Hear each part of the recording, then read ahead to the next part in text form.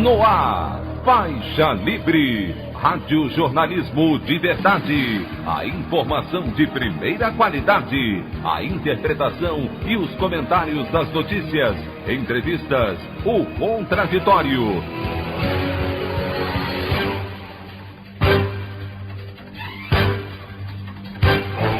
Tudo para aproximar você cada vez mais da realidade do Brasil e do mundo.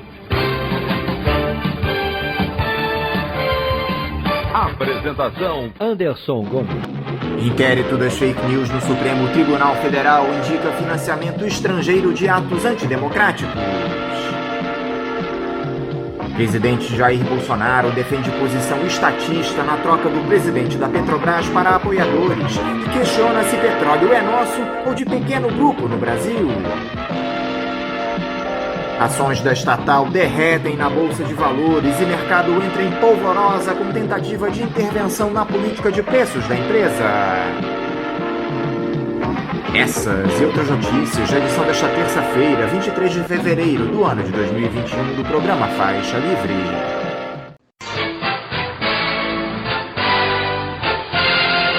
O comentário de Anderson Gomes.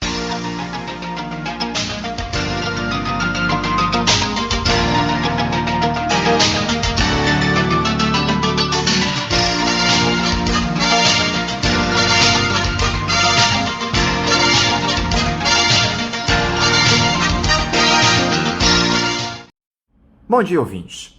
Se algo que Jair Bolsonaro sempre deixou claro desde o início do seu mandato é de que ele governaria para favorecer os seus apoiadores. E nesse episódio envolvendo a demissão do presidente da Petrobras, Roberto Castello Branco, não é diferente. Há quem diga que essa decisão do ex-capitão se alinha às posturas estatistas que ele sempre defendeu ao longo de sua trajetória política. Eu confesso não acreditar nessa tese. O presidente, além de nada fazer para impedir a venda de ativos da própria estatal de petróleo, como a BR Distribuidora e, mais recentemente, a refinaria Landulfo Alves, a RLAM, já defendeu a privatização dos Correios, da Dataprev, da Eletrobras, isso para citar apenas alguns exemplos. Está na cara que essa iniciativa de Bolsonaro serve ao intuito de frear a insatisfação dos caminhoneiros, que realizaram recentes paralisações por conta do elevado valor do litro do óleo diesel, alvo de consecutivos aumentos nos últimos dias graças à política de preço de paridade de importação, a PPI, adotada pela estatal, que faz com que os preços dos derivados de petróleo variem de acordo com a oscilação internacional. A grande questão é que o mercado entrou em polvorosa com a tentativa de intervenção do ex-capitão do Exército na empresa, que indicou à presidência da Petrobras um colega de farda, o general Silva Luna. As ações da empresa despencaram na Bovespa, bem como na Bolsa de Nova York. A mídia corporativa foi outra a criticar a medida tomada pelo chefe do executivo, que chegou a questionar as decisões da estatal. Abre aspas, o petróleo é nosso ou de um pequeno grupo no Brasil? Fecha aspas. Esse mesmo pessoal que defende a autonomia da Petrobras para distribuir lucros aos seus acionistas indiscriminadamente, deixando de lado os interesses nacionais da população brasileira, não abre a boca para questionar a tal da PEC que visa prorrogar o auxílio emergencial, que, além de congelar os salários dos servidores públicos por 2 anos, quer acabar com a exigência de se realizar gastos mínimos com a educação e saúde no nosso país. A proposta de autoria do senador Márcio Bittar, do MDB do Acre, será encaminhada à votação dos parlamentares na próxima quinta-feira. Até lá, o texto pode mudar, mas não há o menor interesse de se promover alterações que favoreçam o nosso povo, muito pelo contrário. Aliás, essa demanda de se desvincular receitas obrigatórias do orçamento é defendida há anos por esses ultraliberais, que contam com o apoio, obviamente, do Centrão, o novo porto seguro do bolsonarismo. Por que, ao invés de se discutir a desvinculação do orçamento, não se debate o fim do teto de gastos, que engessa a nossa economia por 20 anos? Duas coisas ficam muito claras nessa história. Primeiro, que Jair Bolsonaro só pensa em sua reeleição no ano que vem. E segundo, que a defesa dos interesses nacionais passa longe da agenda ultraliberal. Enquanto nós tivermos no comando do país gente que considera investimentos em saúde e educação como gastos, a maioria absoluta da nossa população seguirá à deriva, entregue àqueles que detêm o poder do capital hegemônico.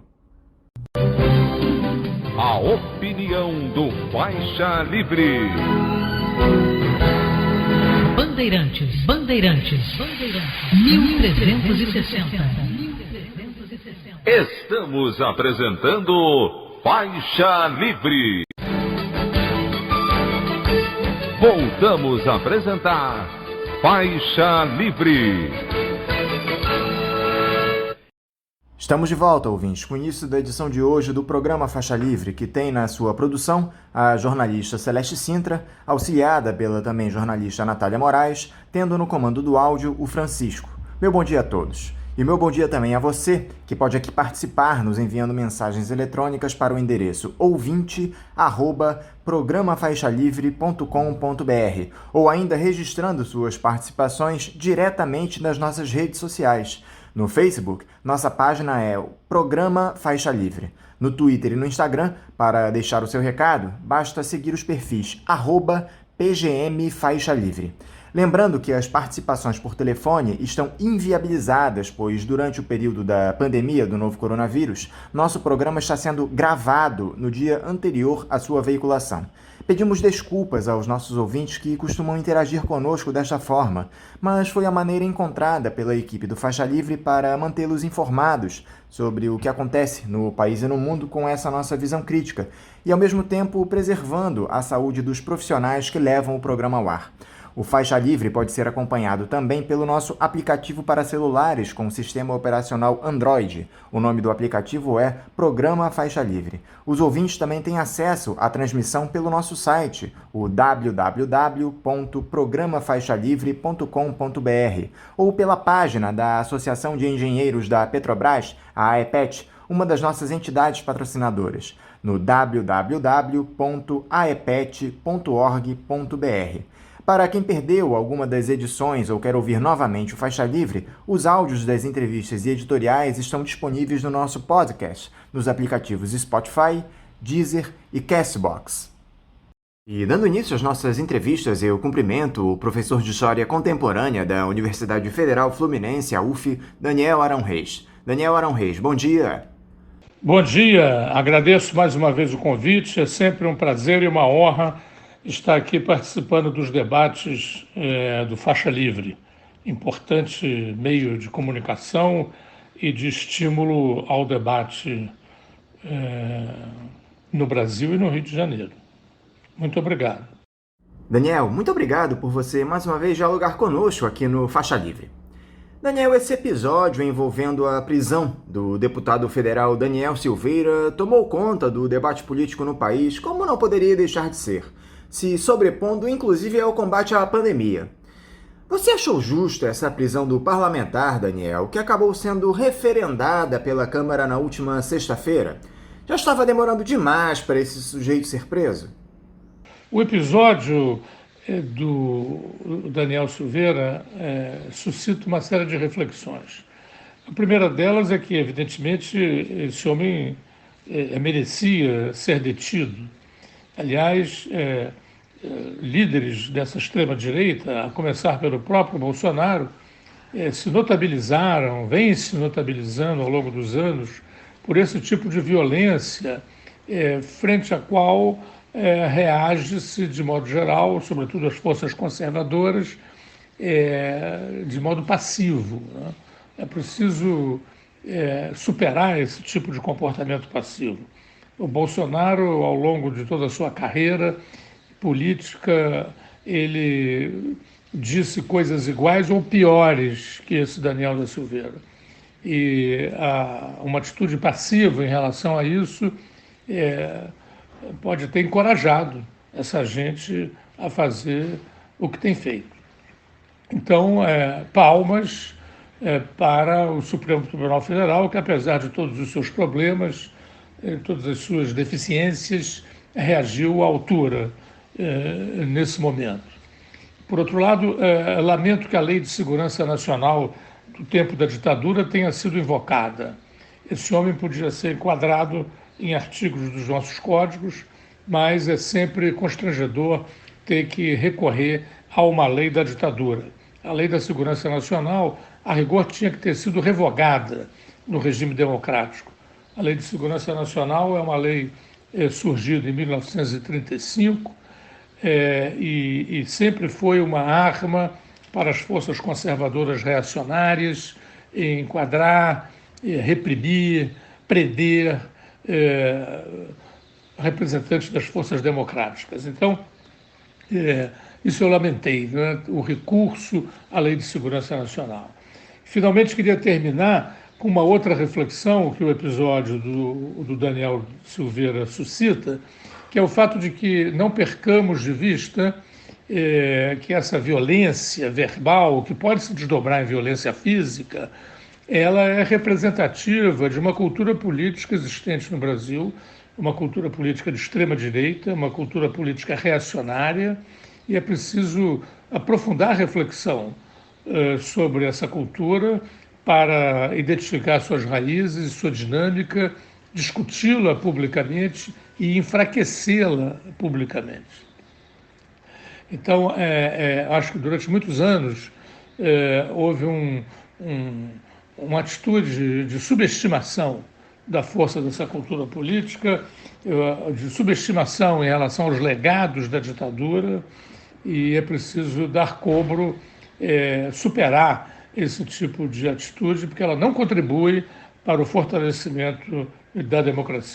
O que impressiona é a audácia dessa figura, Daniel. Ele proferiu uma série de ameaças a ministros do Supremo, gravou um vídeo em casa com mais ofensas quando estava sendo preso, desacatou uma policial dentro da delegacia, entrou com 2 celulares na cela, voltou a desafiar o STF quando foi encaminhado a uma unidade da Polícia Militar. Você acha que isso se dá por ele ter a certeza da impunidade, de que nada mais grave ocorrerá? Ou ele é só um desequilibrado mesmo? Bem, é visível que se trata de um homem desequilibrado. Mas, ao mesmo tempo, se ele tivesse noção clara de que poderia ser punido, ele talvez se comportasse de uma outra maneira. O exemplo aí, mais uma vez, veio de cima, não é? Como eu disse na resposta anterior, o Bolsonaro sempre foi useiro e vezeiro de dizer absurdos desse tipo, proferir ofensas e insultos, não só aos valores, como também às instituições democráticas. As forças democráticas de esquerda protestavam, porém, as forças de centro e as mais conservadoras permaneciam passivas, achando que se tratava de uma extravagância, de uma bizarrice, e com isso foi se estruturando todo um comportamento conciliador em relação a esse tipo de ofensas e de insultos que agora o Daniel Silveira personificou. Também chamou a atenção, como você disse na pergunta, a conciliação e a colaboração dos policiais com o Daniel Silveira, tratando como se fosse um lorde e, além disso, fechando os olhos para os celulares. A gente sabe que os celulares não andam, não se movem autonomamente. Eles entraram na cela, alguém levou. Já se abriu um inquérito a respeito, veremos se ele será rigoroso nos fatos ou apenas nas palavras, como os inquéritos desse tipo costumam ser no Brasil. Apesar de o Daniel Silveira ser considerado um parlamentar da tropa de choque do bolsonarismo, Daniel, o presidente acabou sendo blindado pelos seus assessores e não fez qualquer tipo de comentário sobre esse episódio, evitando assim um novo conflito com o Supremo Tribunal Federal. Esse tipo de aceno do Bolsonaro, se de alguma forma o livra de entreveros com os outros poderes, não acaba desmobilizando aquela sua base de apoio mais radical, Daniel? Me parece que ele faz alguns acenos para esse pessoal, levando à frente determinadas pautas, como essa da ampliação do acesso a armas de fogo, mas tenta garantir o seu mandato, se acertando com o Centrão e se afastando de polêmicas com o Legislativo e o Judiciário. Como é que você observa essa atuação do Jair Bolsonaro hoje, depois de pouco mais da metade do seu mandato? Desde junho do ano passado, o Bolsonaro empreendeu manobra no sentido de deixar de lado ou num plano secundário os seus grupos de apoiadores mais sectários. Isso foi visível a partir da prisão lá do Queiroz.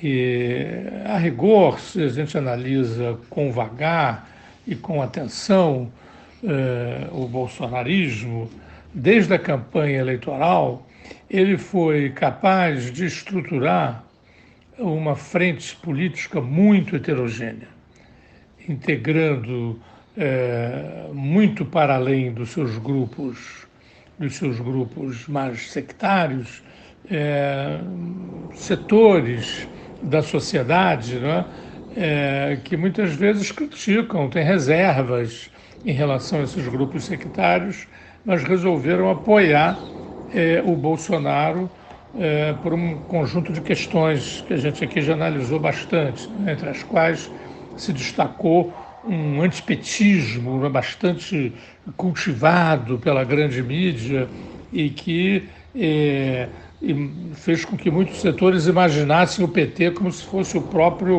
demônio, né? Então, muitos grupos conservadores se arrependem disso hoje, já mudaram de posição, imaginavam que iriam controlar, né, o Bolsonaro, que iriam domesticá-lo, né? Isso está muito evidente que isso não aconteceu.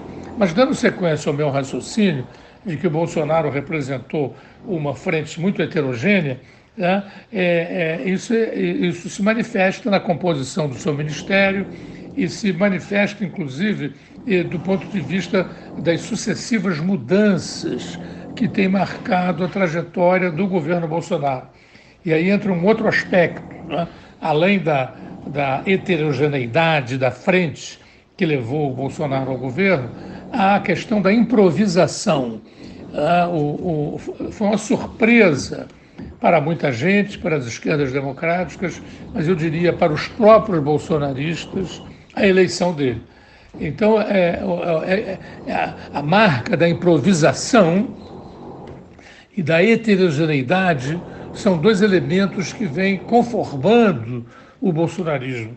Eu escrevi um artigo a propósito em que eu caracterizei o bolsonarismo como uma concepção autoritária em formação, porque até o momento essas definições, uma definição clara, ainda se ressente dessa heterogeneidade e dessa improvisação, que são marcas importantes do bolsonarismo e do próprio Bolsonaro em particular.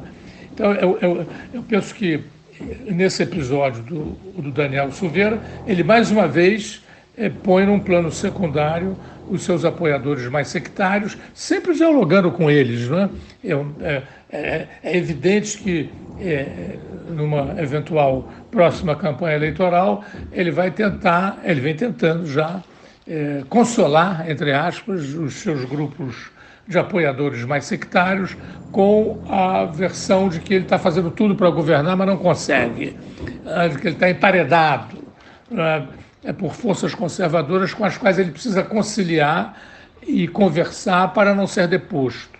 Então, eu acho que esse discurso ele vai manter, né, em relação aos seus grupos de apoiadores mais sectários, pondo os grupos numa situação mais secundária e, eventualmente, correspondendo a alguns dos seus interesses, por exemplo, agora a intervenção na Petrobras, para defender os interesses dos caminhoneiros. Você se referiu à liberação das armas, para também corresponder às aspirações desses grupos mais sectários e assim por diante. Esses grupos, no entanto, eles ficarão, como disse o Trump lá em relação à extrema-direita organizada nos Estados Unidos, em que o Trump falou: fiquem em guarda e de reserva. É isso que o Bolsonaro vai estar fazendo com os grupos de apoiadores sectários, né?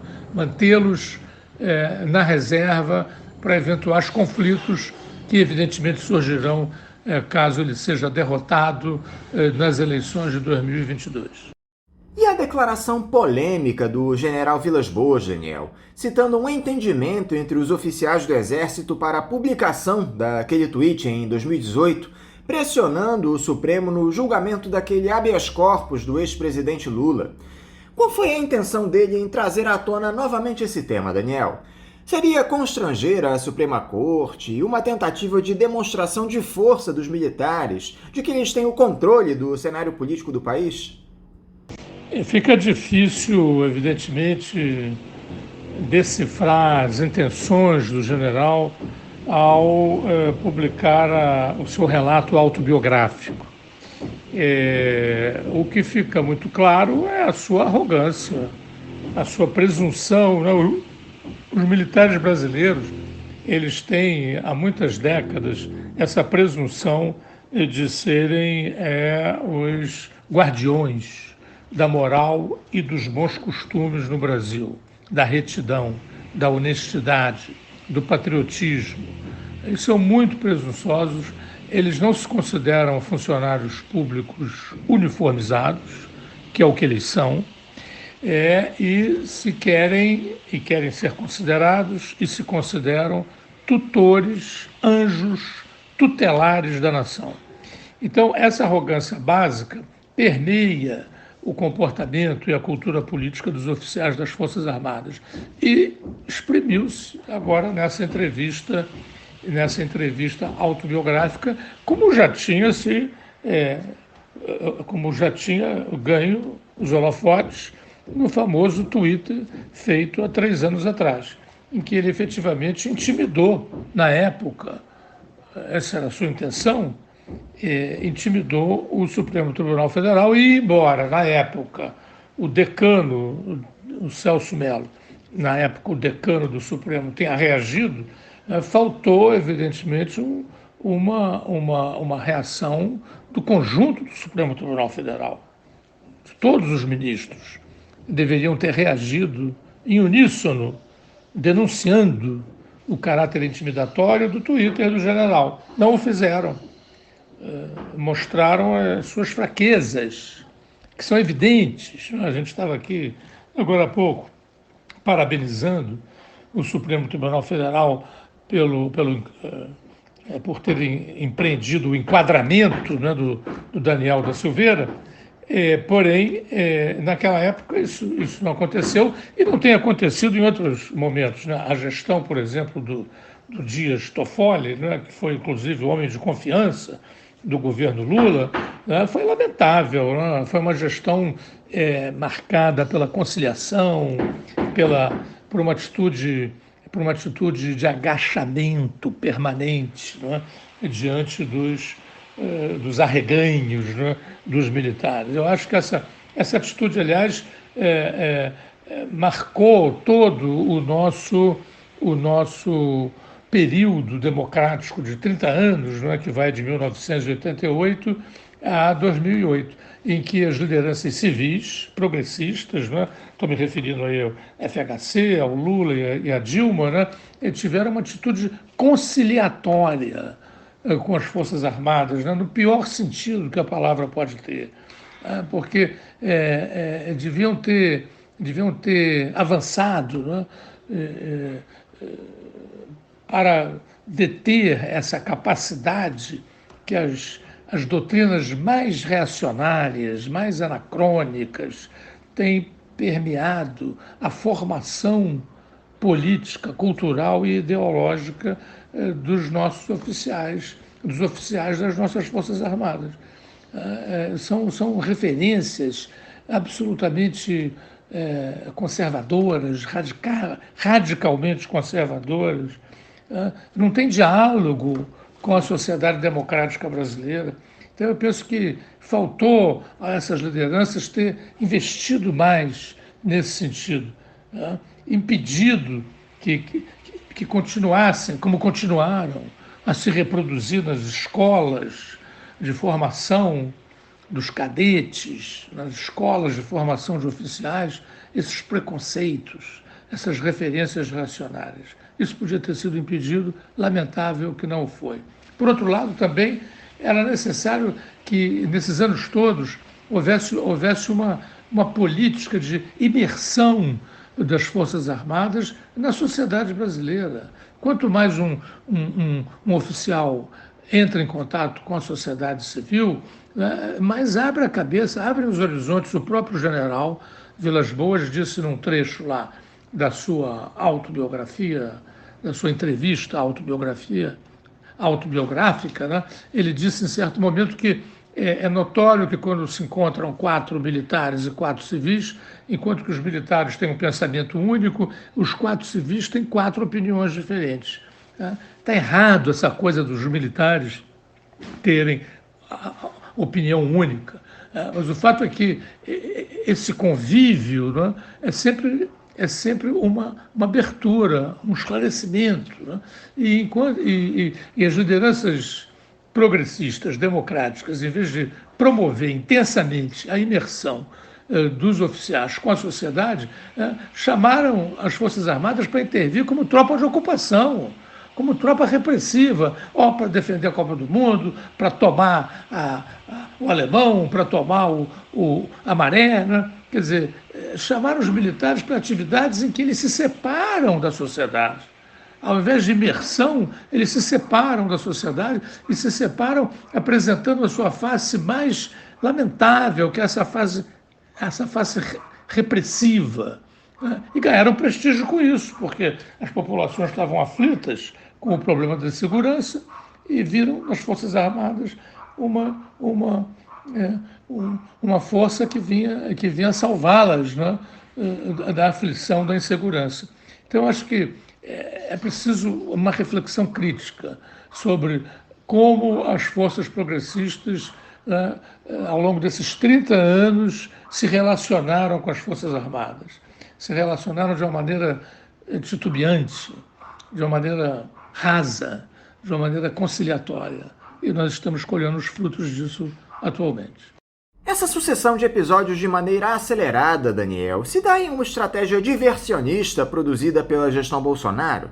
Seria uma tentativa deliberada de se mudar o foco da tragédia que é o combate à pandemia no país? Eu, como já disse aqui, tenho muitas dúvidas a respeito da capacidade do bolsonarismo, no momento atual, de traçar estratégias. As marcas do bolsonarismo até o momento são, como eu disse, a heterogeneidade e a improvisação. É possível que isso vá se decantando. Eu remeto os nossos ouvintes para a reunião do dia 22 de abril de 2020, onde se evidenciaram no Conselho de Ministros do Bolsonaro duas tendências muito claras. A capitaneada pelo Paulo Guedes, uma tendência delirantemente liberal, e uma outra tendência que eu chamaria de nacional-estatista,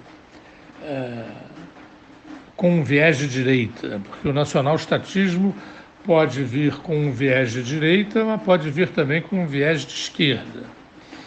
No caso concreto, naturalmente, no âmbito do governo Bolsonaro, a gente só pode esperar um nacional-estatismo pela direita. Ora, nas condições concretas da pandemia, em toda parte, mesmo ali onde existiam governos liberais, o que está se observando é uma intervenção crescente do Estado para diminuir os prejuízos, os imprevistos causados pela pandemia. Em toda parte o que se vê é isso, na Alemanha, na França, nos Estados Unidos, na Rússia, na China, né? Intervenções maciças do governo. Ora, isso vai contra completamente a cartilha mal digerida de ultraliberalismo que habita a cabeça do Paulo Guedes. Então, ele foi contra o primeiro auxílio. Acabou se ajustando, né? E agora também, de novo, né? Tem muito receio uma segunda onda de auxílios, possa vir estourar o sacrossanto equilíbrio fiscal, que para os liberais é algo absolutamente essencial, inclusive com a previsão dos pagamentos da dívida pública, juros extorsivos, pagamentos da dívida pública e conforto aos grandes investidores e aos especuladores. Então, essa é a tropa do Paulo Guedes, a tropa da chamada Brigadeiro Faria Lima, em São Paulo, a tropa dos liberais que não estão nem aí para o sofrimento do povo, que não estão nem aí para a desorganização da sociedade. O que lhes importa é auferir os lucros que eles projetaram. Nesse caso da Petrobras, a gente vê mais uma vez isso.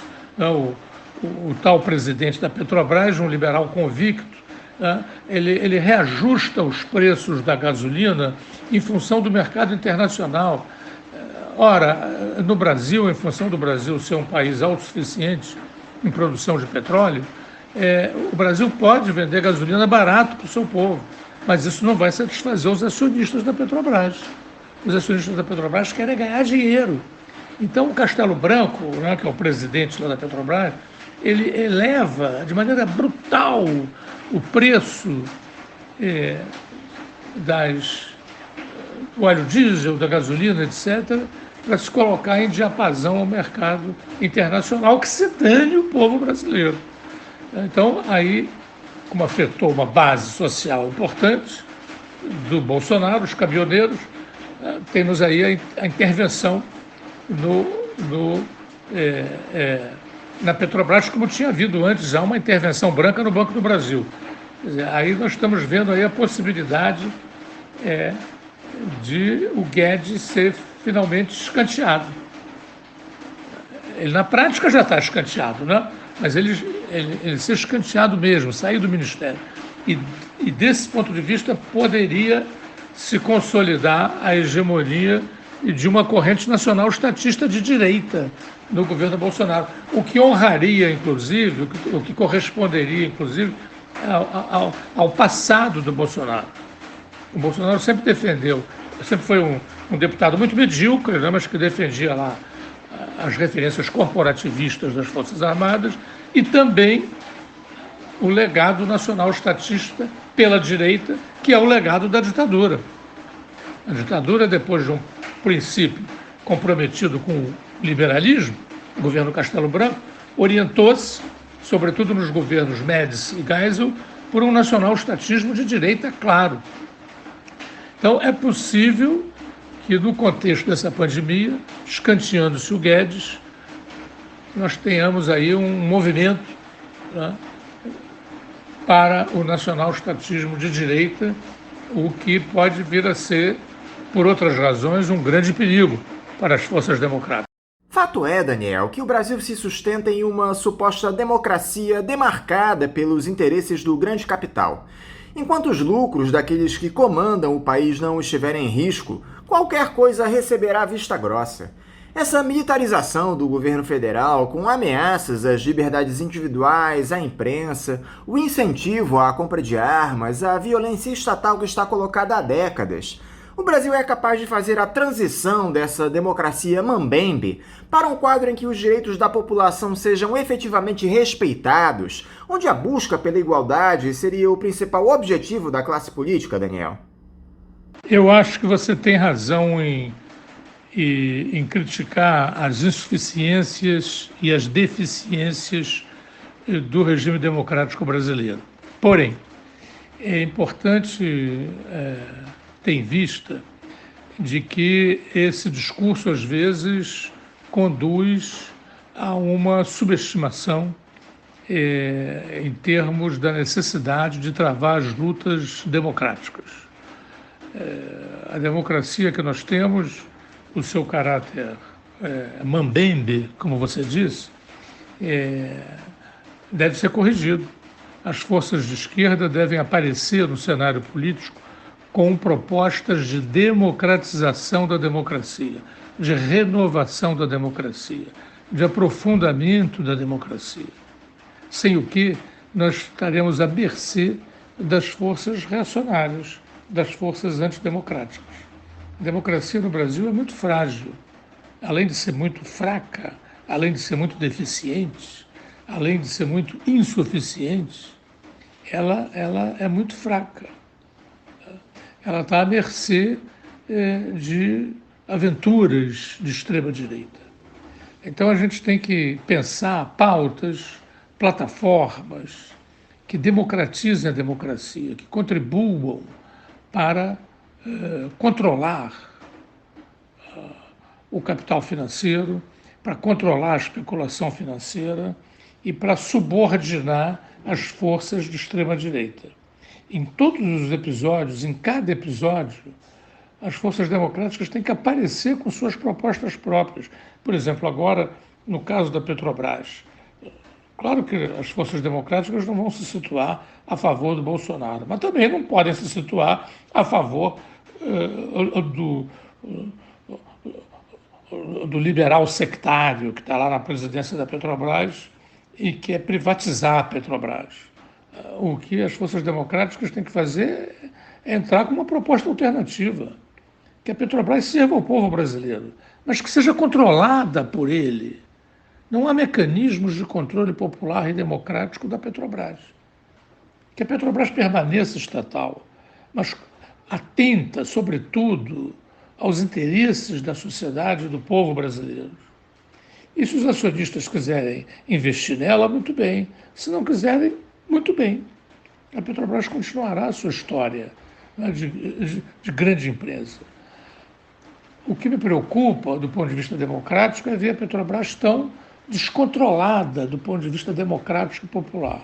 Então, eu acho que, em cada momento, em relação a cada questão, as forças democráticas têm que se mobilizar para apresentar plataformas que evidenciem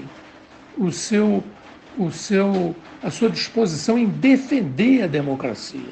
Às vezes, há discursos de esquerda que falam tão mal da democracia que parece que, então, que vem a extrema-direita e governe esse país. Quer dizer, é preciso que nós tenhamos claro que é a democracia que pode nos salvar. É a democracia que pode trazer uma sociedade mais justa, mais igualitária, mais livre. É através dela que nós podemos chegar a esses objetivos.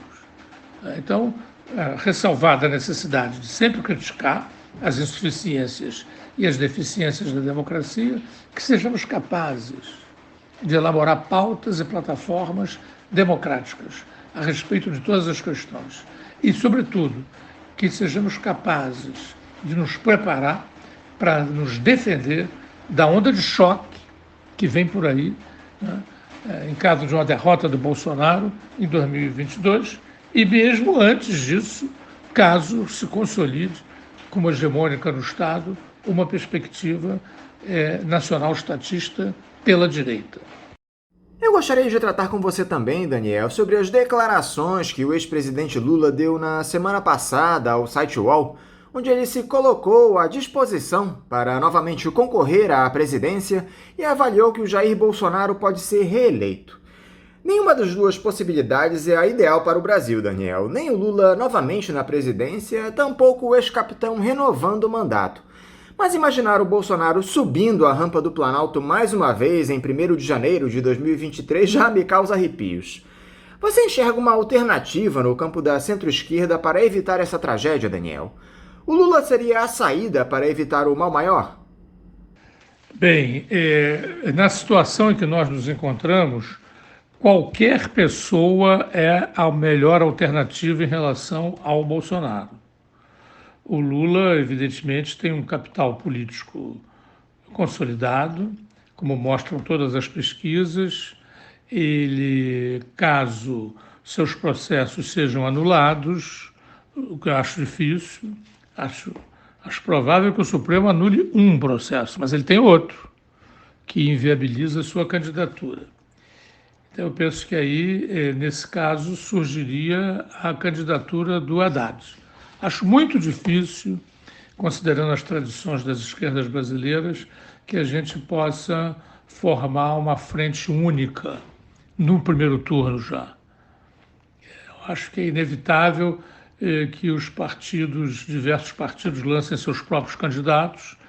O importante aí será fazer um pacto anterior à eleição em que os vários candidatos de esquerda tenham um alvo preferencial, o governo Bolsonaro, e um alvo secundário, a candidatura de centro ou de direita, que vier tentando se afirmar como alternativa ao Bolsonaro. E no segundo turno aí, todos os candidatos de esquerda se uniriam, de preferência, a um deles, terá ido para o segundo turno.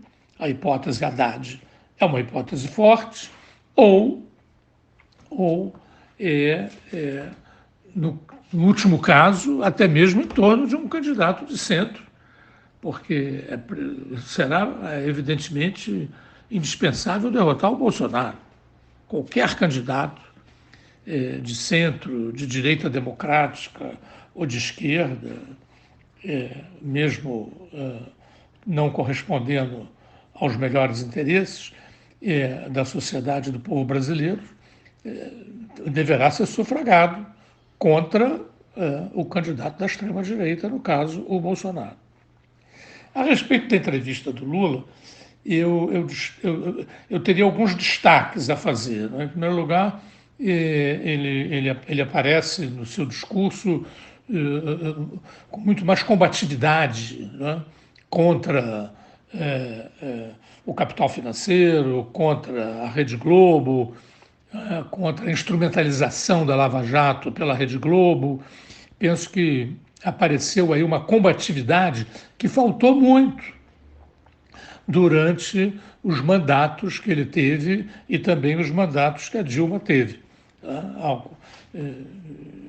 Enquanto governou, o PT empreendeu, né, aquilo que o André Singer chamou de reformismo mole, uma política de muita conciliação, embora tendo também muitos aspectos positivos, né, mas de muita conciliação com as direitas, com os liberais, com os grandes banqueiros, com os grandes empreiteiros. Né. Eu acho que faltou muito na orientação dessas lideranças democráticas e populares, enquanto governaram, a ideia de que democracia é um campo de luta, democracia é conflito, democracia não é união, democracia não é conciliação. Democracia é um campo em que as forças e as tendências políticas evidenciam os seus interesses e travam lutas não armadas, lutas pacíficas, que às vezes, inclusive, incluem conflitos de rua em defesa dos seus respectivos interesses. Então, eu achei que a intervenção do Lula, a entrevista do Lula, ele tem esse aspecto positivo, né, que é descortinar adversários da democracia, dos interesses populares, de uma forma que ele não foi capaz de fazer quando governou o país. Por outro lado, também me chamou a atenção, né, a ausência de autocrítica. É muito impressionante. O Lula e a Dilma e outras lideranças do PT, não todas, tem essa coisa de ser capaz de construir uma análise dos seus governos sem um pingo de autocrítica.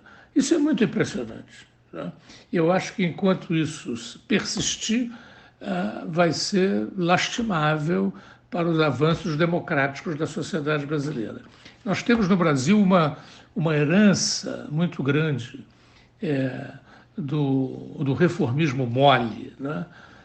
Que 3 grandes experiências do reformismo mole tivemos no Brasil.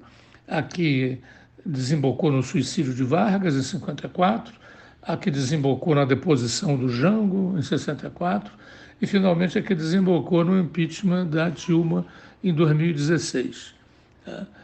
Todas essas experiências, embora muito ricas do ponto de vista de políticas que beneficiaram os interesses populares, foram muito pobres do ponto de vista da preparação, da politização, da ideia de que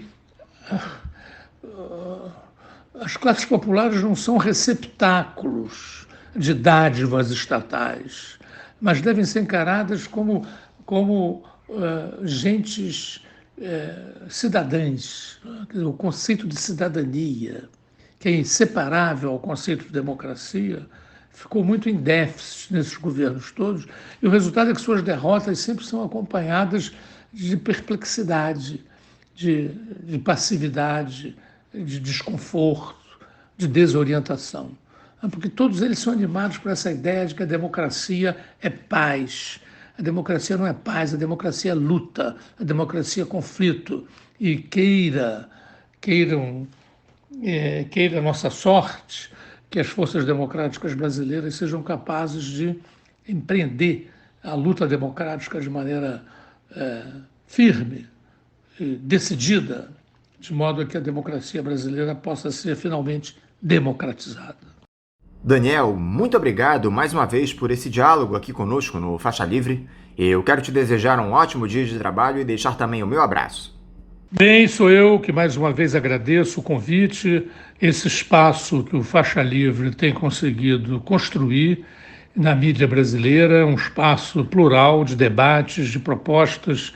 Então, eu faço votos para que vocês continuem firmes aí e, mais uma vez, agradeço o convite, sempre à disposição para debater com vocês e com os convidados de vocês, tendo em vista o aprimoramento do debate democrático entre os nossos ouvintes. Muito obrigado. Conversamos aqui com o professor de História Contemporânea da Universidade Federal Fluminense, a UF, Daniel Arão Reis. Vamos agora ao nosso primeiro intervalo. Voltaremos daqui a pouquinho. Voltamos a apresentar Faixa Livre. Estamos de volta, ouvintes, e agora eu converso com o professor de História Contemporânea da Universidade Federal Fluminense, a UF, Bernardo Kocher. Bernardo Kocher, bom dia. Bom dia, Anderson. Bom dia, ouvintes. É um prazer estar aqui com vocês mais uma vez. Bernardo, muito obrigado por novamente você conversar aqui conosco no programa. Bernardo, eu queria começar com um tema que nós temos debatido bastante com você aqui recentemente. O Senado dos Estados Unidos rejeitou, no último dia 13, o segundo pedido de impeachment contra o presidente Donald Trump, que deixou o cargo ainda em janeiro por conta daquele episódio da invasão de seus apoiadores ao Capitólio. Houve 57 votos pelo impedimento e 43 contrários, mas eram necessários 67 votos para a condenação. Ainda que essa decisão não trouxesse efeitos práticos de imediato ao republicano Kocher, havia um caráter simbólico nesse impeachment que também causaria a cassação dos direitos políticos do Trump. Essa decisão de barrar o impeachment foi a mais correta, na sua opinião? A aprovação do impeachment, nas condições em que o processo foi elaborado, seria de difícil sucesso, seria muito difícil conseguir sucesso, dada as dificuldades jurídicas de considerar que o impeachment pudesse ser aplicado em um mandatário, em um governante que já terminou o seu mandato, né? Restaria como punição, acho que essa foi a intenção dos democratas ao elaborarem o impeachment, o presidente Donald Trump não poder mais ser reeleito, perder os direitos, né, de concorrer à reeleição, o que tudo indica é um projeto que ele alimenta aí como forma de retorno, né, de vencer a eleição, mas num outro pleito mais adiante, né? De qualquer forma, devemos considerar que 7 senadores republicanos votaram pelo impeachment. Então, há um desgaste evidente do presidente Donald Trump. O que devemos fazer é uma avaliação política da decisão política que foi tomada pelo Senado, né?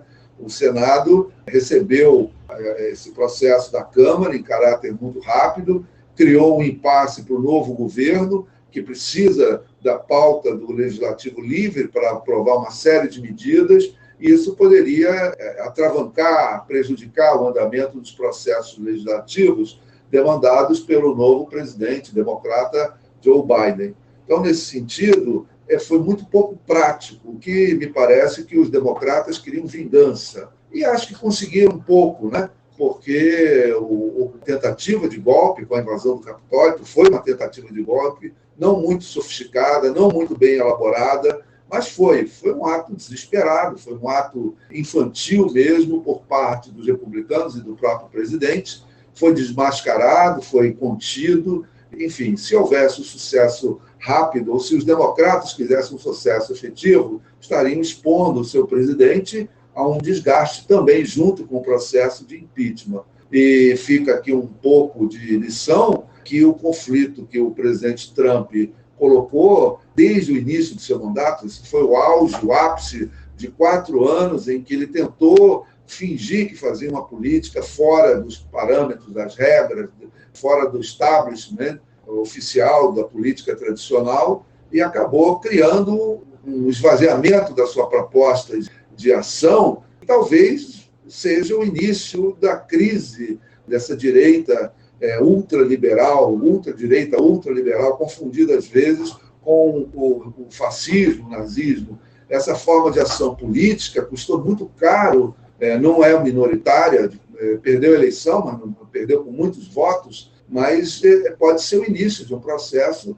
de esvaziamento dessa ultradireita, porque os democratas não podem se contentar em derrotar essa ultradireita, essa forma de fazer política que o Donald Trump tentou fazer em 4 anos de mandato, até o final, até a hora de reconhecer a vitória oficial do democrata Joe Biden.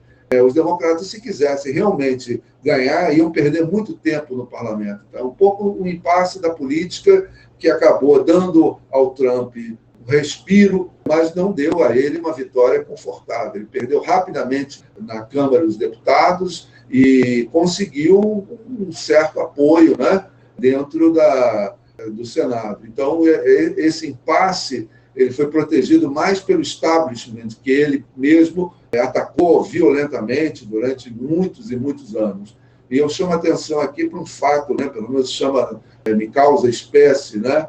Ele saiu do poder há 1 mês e parece que o mundo é outro sem ele, com aquela voz, aquelas provocações, aquelas entrevistas extremamente contundentes, né, inócuas e provocativas, agressivas, cessaram, né? Isso deu à política um retornozinho, como eu gosto de chamar, né? Ele tentou fazer política fora da casinha e agora os democratas estão fazendo dentro da casinha de novo, como era até a vitória do Donald Trump. Isso aí trouxe um pouco de alívio, porque medidas práticas precisam ser tomadas, o combate à pandemia, a retomada do crescimento econômico, rearranjo das relações externas americanas. Então, isso tudo traz um pouco de alívio aí para um embate que se avizinha aí com o pós-pandemia. Até vencer a pandemia com a vacinação já está sendo algo extremamente difícil. Tem-se o meio, que é a vacina, mas não se tem uma quantidade de vacinas suficiente em tempo rápido, e as mutações, as novas cepas, podem até inviabilizar que a primeira onda de vacinação seja efetiva, porque pode haver mutações e acabar adoecendo as pessoas, contaminando mesmo as pessoas vacinadas. Então, uma vacinação rápida, efetiva, seria o melhor caminho. Enfim, os democratas têm a palavra, têm a ação agora, e o pacto democrata que foi estabelecido para vencer a eleição indica uma retomada de políticas sociais. E vamos ver como os democratas vão se comportar. Qual é a mensagem que essa decisão do Senado dos Estados Unidos dá para o país, Bernardo, em um momento de tensionamento dos ânimos? Isso, de alguma forma, fortalece a retórica autoritária do Donald Trump?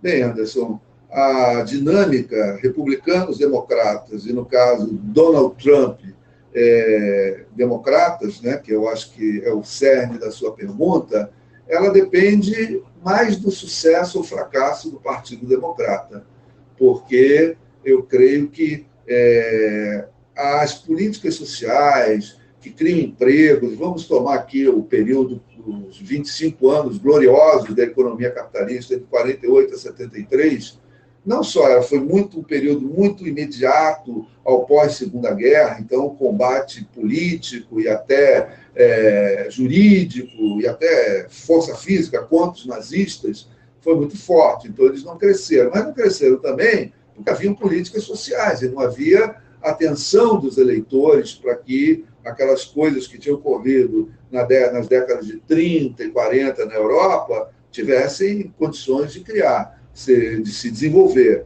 Mas foi só entrar em crise nos anos 70, o capitalismo, as políticas de bem-estar social, o nível de emprego cair, a inflação subir, foram anos bem conturbados, começaram lentamente a se formar movimentos nazistas, fascistas, que têm uma identidade com o que ocorreu nos anos 30 e 40 na Europa ocidental. Eu não creio que o que a gente viva hoje seja exatamente um regime, um governo exatamente fascista. Tem sido usado muito esse estigma, mas a coisa é mais complexa. Mas tem alguma identidade, sim. Podemos discutir isso em outra oportunidade, em novas condições. De qualquer forma, essa crise foi gerando coisas esquisitas, como primeiro Ronald Reagan, depois George W. Bush, e finalmente o Donald Trump. Ele está numa linha de evolução, de um certo indisposição com o estado de bem-estar social dentro do Partido Republicano, até que o próprio Donald Trump, cansado de dialogar com esse mainstream do welfare state, ele resolveu romper com tudo, até com o Partido Republicano. Ele era do Partido Republicano, ele é do Partido Republicano, mas não é uma política tradicionalmente, tradicional dos republicanos. Ele faz uma política meio voo solo, eu é que sei, eu é que sou a solução dos problemas. Então, o que vai ocorrer daqui para frente, essa questão merece a nossa atenção, sim. Depende, em primeiro lugar, do sucesso ou fracasso dos democratas, né? O equilíbrio, as condições de obtenção da situação econômica e social nos Estados Unidos, para os democratas, vai depender das suas políticas, mas num contexto internacional onde eles já não têm condições mais de atuação, e a pandemia está mostrando outra faceta muito grave. Os Estados Unidos não estão tendo participação no combate à pandemia fora do território americano. A China está tendo essa participação, e essa é uma indagação que você pode fazer daqui para frente, nós poderemos nos atentar a ela. Então, isso já mostra um pouco a chamada crise da hegemonia americana, já mostra um pouco a incapacidade dos Estados Unidos em dar atenção a problemas globais. Ele tem que agora dar atenção aos seus problemas nacionais, mesmo que tenha um poder global muito grande, não resta a menor dúvida, e depois que resolver os seus problemas globais, é que ele vai se atentar aos problemas, depois de resolver os seus problemas nacionais, vai se atentar aos problemas globais. Talvez aí a China já tenha avançado bastante, né? E aí vai haver, no mínimo, um grande desconforto por parte dos Estados Unidos, tem que olhar aliados, agradecidos à China por ter, eventualmente, vendido vacinas, né? A política externa da China no campo sanitário é bastante agressiva, tem condições de ser. Eles podem tanto vender por bons preços, quanto doar. Parece que está ocorrendo um movimento para países muito pobres, né? E aí os Estados Unidos vai perder aliados, e o custo militar para retomar essas alianças vai ser alto, pode ser uma fonte de conflitos e de tensões, e faz parte da essência da economia americana. A economia americana não se explica, não se resolve, não funciona só dentro do espaço nacional americano, ela funciona dentro de um contexto global, globalizado, que foram eles mesmos que muito desenvolveram isso após a Segunda Guerra Mundial. Então, dependemos muito de fatos para saber se o Donald Trump terá condições de retorno político, até porque ele vai precisar de muitos recursos e de máquinas de propaganda, como foi a vitória dele, foi montada em recursos midiáticos, basicamente WhatsApp, Facebook. Isso custa muito dinheiro. Será que ele está capitalizado em condições de gastar, investir nessas ferramentas de manipulação né, que agora é outra faceta dos democratas. Será que os democratas vão realmente dar um combate de vida ou morte contra a indústria das fake news? Tudo isso são dúvidas que a gente espera tenham um bom destino, né? E isso possa nos trazer de volta a um certo ambiente de políticas sociais, de crescimento econômico, e agora eu creio que a questão sanitária vai ser perene, né?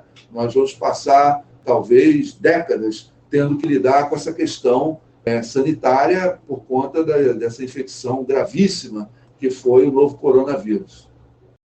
Agora, se internamente nos Estados Unidos há esse movimento de se tentar reduzir as tensões, na política externa a situação não anda lá muito fácil, especialmente em relação à China, Bernardo. Os dois países entraram em rota de colisão por conta de um relatório da Organização Mundial da Saúde que investigou a origem da pandemia de Covid-19 na cidade chinesa de Wuhan. O chefe da delegação da OMS, o dinamarquês Peter Ben Embarek, disse que em dezembro de 2019 o coronavírus estava mais espalhado do que se pensava na província de Wuhan.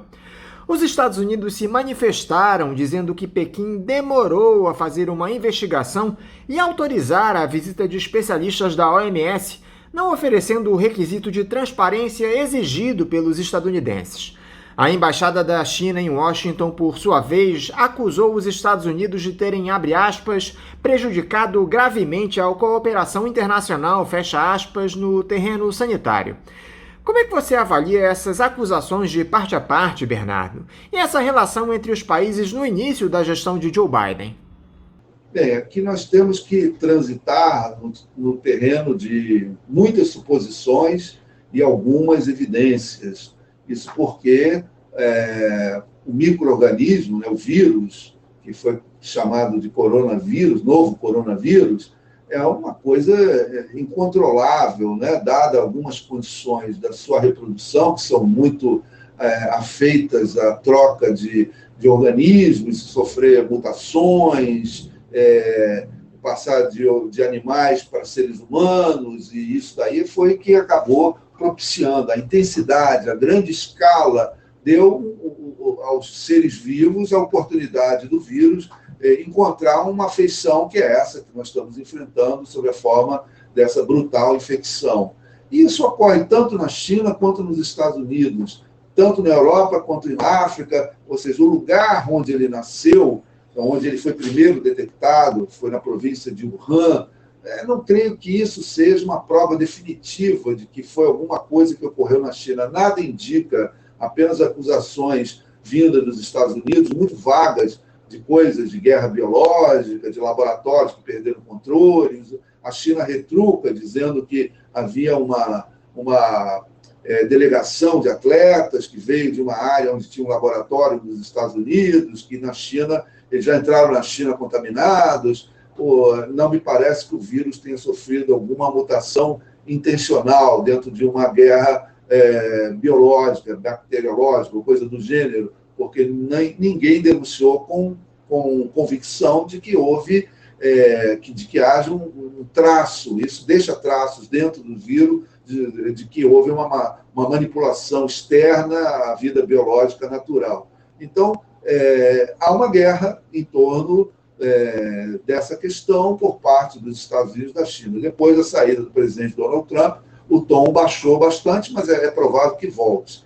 De qualquer forma, depois que os Estados Unidos, sob a administração Trump, deixou, literalmente, vou enfatizar isso, permitiu, consentiu que o vírus se propagasse, porque não adotou medidas de isolamento social, de uso de máscaras, de forma rápida, que moral tem o governo americano de criticar a China na província de Wuhan. A província foi lacrada, imediatamente a população foi isolada, nem sempre de boa vontade, nem sempre de forma voluntária.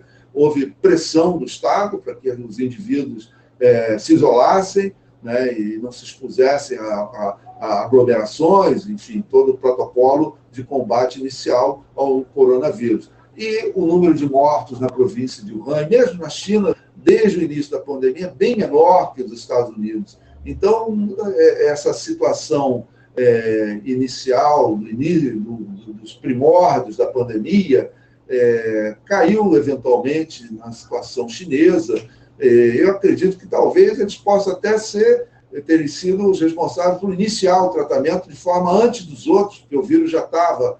imagina se eles abafassem as notícias e deixassem que a Itália ou a Espanha, que no início teve uma grande profusão de contaminações, aí o vírus seria italiano, seria espanhol, não seria atacado a Espanha e a Itália por serem causadoras do início da pandemia. Então, essa história vai ficar para os séculos vindouros, os pesquisadores, historiadores, antropólogos, os pesquisadores da área biológica, para determinar exatamente, com mais precisão, de onde veio essa contaminação. Mas não creio que os Estados Unidos possam acusar a China. E a China tem se defendido, a pressão é muito grande, né? A China tem se defendido bem e tem oferecido meios materiais muito grandes para que todos combatam o vírus, porque os outros países não tinham materiais de proteção baratíssimos, de baixa tecnologia, máscaras, aventais, luvas, aquelas coberturas que se usam na cabeça. Isso tudo custa muito barato, foi exportado para a China, a produção, e lá eles tinham condições e abasteceram o mercado, inclusive americano, respiradores. Então, essa discussão rasteira, a gente tem que fugir um pouco, mas ela vai estar presente, né? Vai estar presente. E as origens da pandemia, agora me veio à cabeça que a gripe espanhola não foi espanhola, né? Ela foi, na realidade, americana, e ganhou o nome de espanhola porque os espanhóis anunciaram na imprensa, já que não era censurada por causa que a Espanha não estava na Primeira Guerra Mundial, então não havia censura militar da imprensa. Então, eles noticiaram que havia uma epidemia, virou gripe espanhola, mas ela, de fato, foi o que é hoje a China, era nos Estados Unidos, há um século atrás, na chamada gripe espanhola. Faz parte dessa luta, dessa Guerra Fria, nova Guerra Fria entre Estados Unidos e China, podemos chamar assim, e vamos ver os desdobramentos disso daqui para frente. Espero que os argumentos melhorem e se tornem mais precisos, porque eu creio que, ao se determinar a origem exata, pode-se também aprender a enfrentar os desafios do novo coronavírus. Aproveitando que nós estamos falando sobre a China, Bernardo, nós ficamos sabendo que o governo brasileiro requisitou a troca do embaixador chinês no país por 2 vezes no ano passado, nos meses de março e de novembro, por conta dos conflitos entre a embaixada e o filho do presidente, o deputado Eduardo Bolsonaro. Só que o país asiático simplesmente ignorou os pedidos do Brasil. Agora, aqui no país há uma pressão política enorme para a saída de Ernesto Araújo do Ministério das Relações Exteriores. E é justamente esse o principal problema, Bernardo, a ideologização da diplomacia brasileira promovida por esse pessoal. Não por acaso nós estamos com problemas para conseguir a liberação pelos chineses das vacinas contra o novo coronavírus.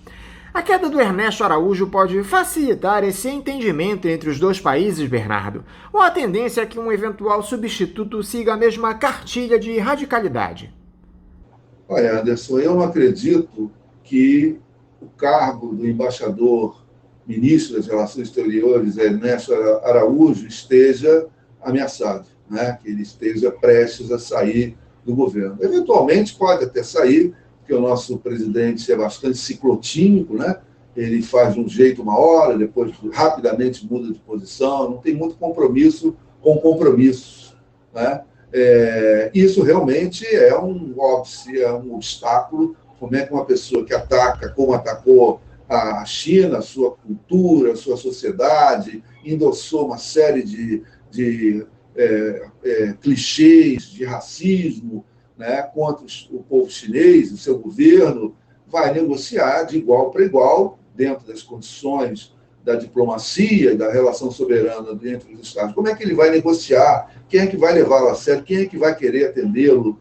Vão dar as providências que querem dar. Então, a China está, evidentemente, não priorizando o Brasil, até porque o Brasil fazia parte dos BRICS, faz parte formalmente, a letra B está lá, que é a Aliança de Países, Brasil, Rússia, Índia, também África do Sul, são os maiores produtores. 3 desses aí são os 3 maiores produtores de vacinas, e ninguém está dando atenção devida, só dificuldades que estão aparecendo pela frente. Foi um erro de cálculo da parte do Brasil, ou talvez um acerto de cálculo, né? Era realmente para acertar, já que eles têm uma posição antivacinal. Eu não consigo entender pessoas que devem andar e caminhar devido à vacina da poliomielite, contra a poliomielite, né? Que foi um grande impulso à disseminação vacinal, foi a poliomielite.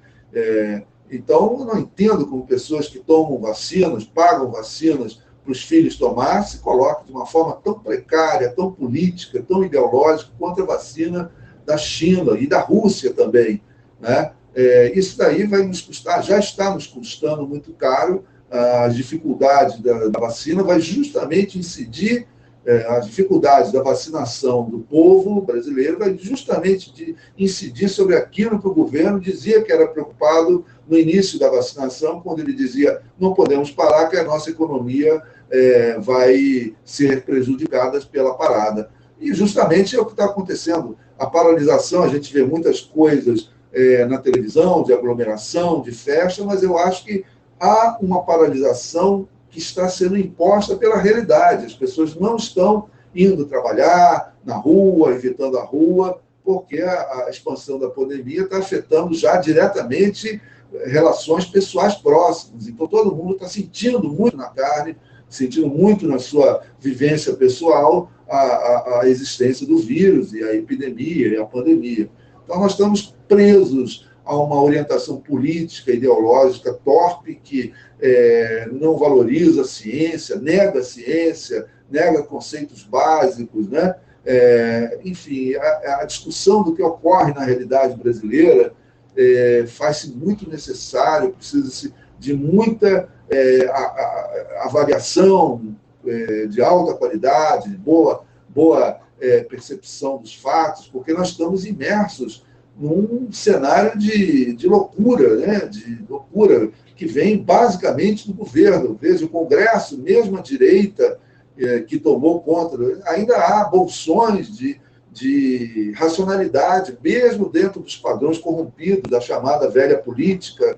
Ainda dá para ter esperança que alguma coisa funcione ali. O judiciário reage um pouco também, que também foi tomado por essa tendência política ideológica, mas o Poder Executivo, que é uma parte expressiva, que executa, que tem tarefas práticas, não encaminha.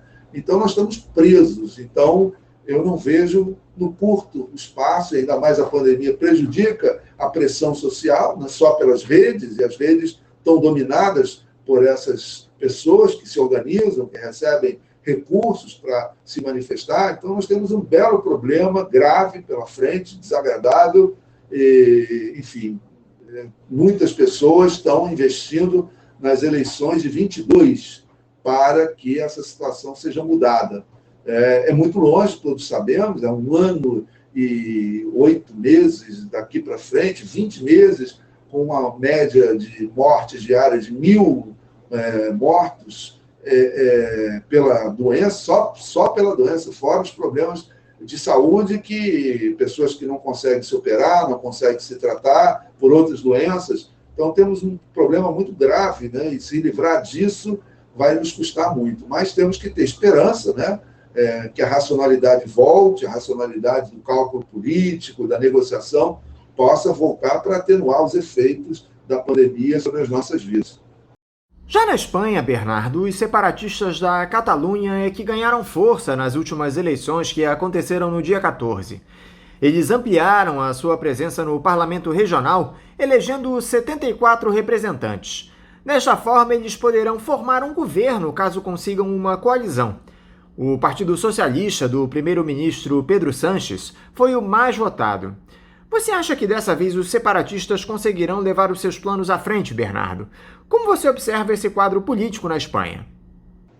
Bem, as forças separatistas, geralmente vinculadas à extrema-direita, né, várias democracias ocidentais, elas, enfim, estão caminhando num crescente, né? Eu diria que elas foram e vão continuar sendo uma força acessória, uma tendência que o presidente Donald Trump representou. Ele foi realmente um separatista. Ele quis sair da ONU, ele questionou, da OMS, ele questionou, da OMC. Então, um pouco essa coisa eu me basto a mim mesmo, é uma forma de nacionalismo, e o da Catalunha e do País Basco são antigas, né? A formação social Espanha é composta desde sempre por povos diferentes que foram harmonizados, foram igualados artificialmente por vários governos, e notadamente a ditadura franquista, né? Então eles ganharam, e é muito difícil a gente prever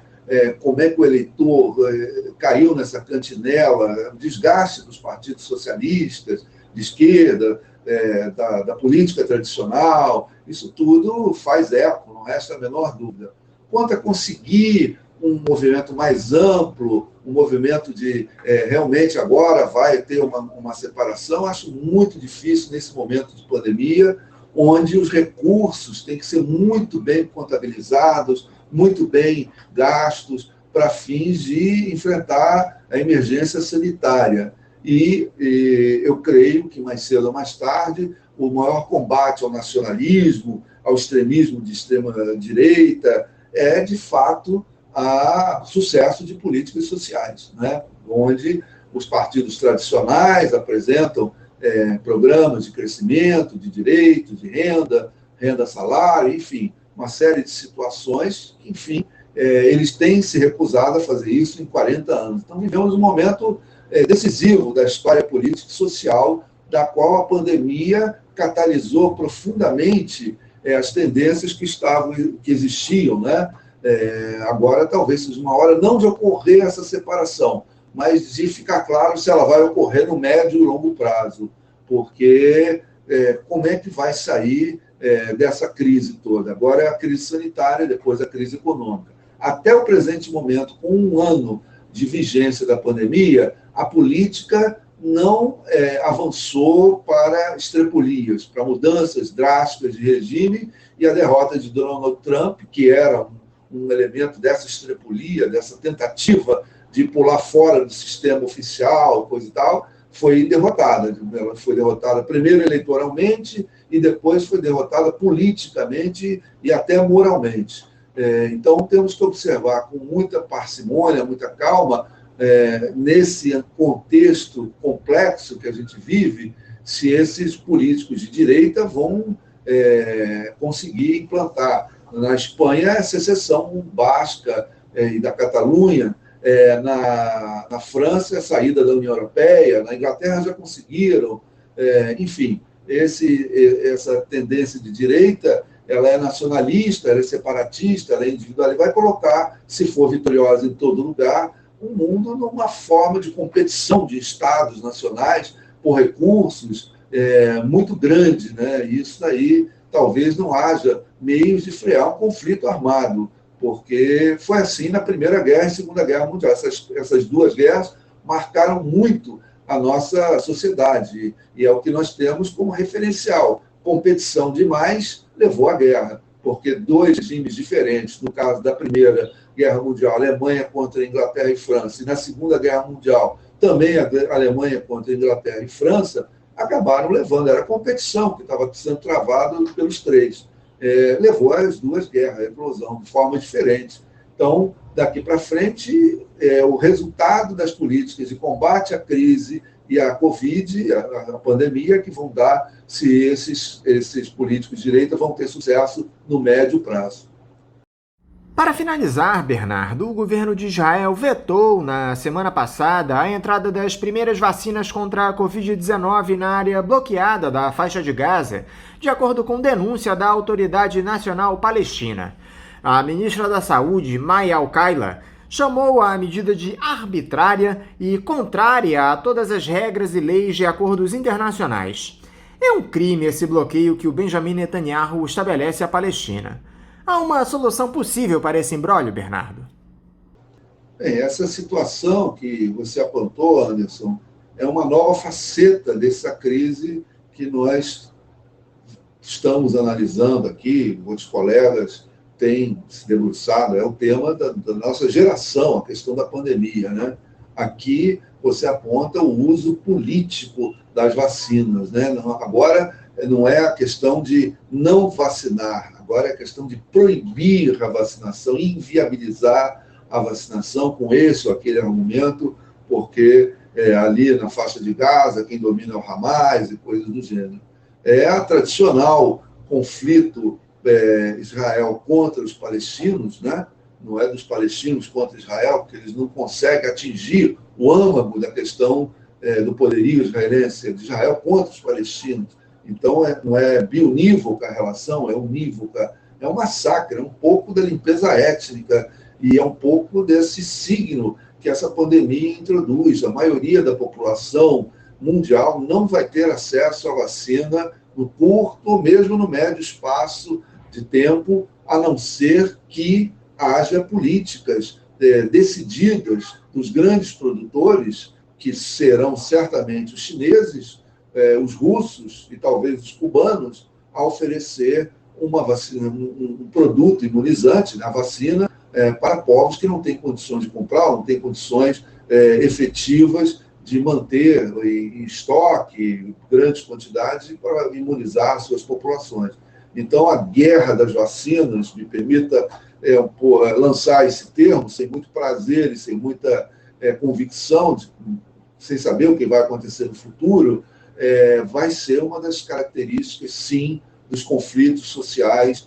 E mesmo nos países desenvolvidos, acho que nos próximos anos a gente é capaz, eu ressalto aqui, capaz, é possível, de termos dois tipos de cidadãos, os cidadãos vacinados e os cidadãos não vacinados, uma forma de discriminação, de dominação social, política, através da questão sanitária. Então, é uma questão muito grave, a situação sanitária da faixa de Gaza, que é a maior concentração humana do mundo, né? É o maior número de pessoas por um espaço de área ocupada, já é muito grave, já há subnutrição infantil, destruição material, que o Estado de Israel condena a população palestina a viver numa espécie de presídio a céu aberto, numa pequena faixa de terra.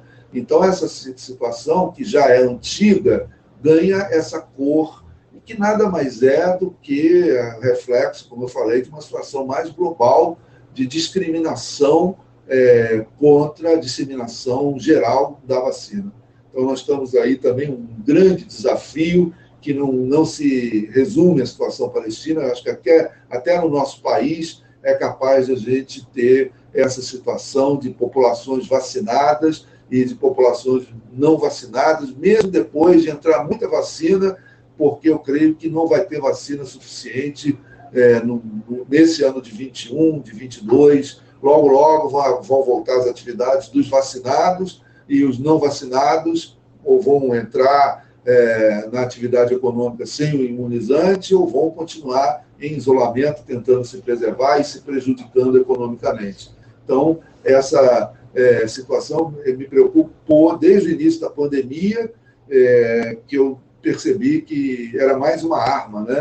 A vacina tornou-se uma espécie de extensão de um fuzil, de um canhão, de uma bomba, é a vacina. E a atitude do governo israelense é tradicional, de discriminar a população palestina e manter um regime quase de limpeza étnica, né? E a vacina, a situação da pandemia, é mais um ingrediente nessa equação. Bernardo Kocher, muito obrigado mais uma vez por esse diálogo aqui conosco no programa. Eu quero te desejar um ótimo dia e deixar também o meu abraço. Bem, Anderson, amigos do Faixa Livre, um abraço e até a próxima oportunidade. Conversamos aqui com o professor de História Contemporânea da Universidade Federal Fluminense, a UF, Bernardo Kocher.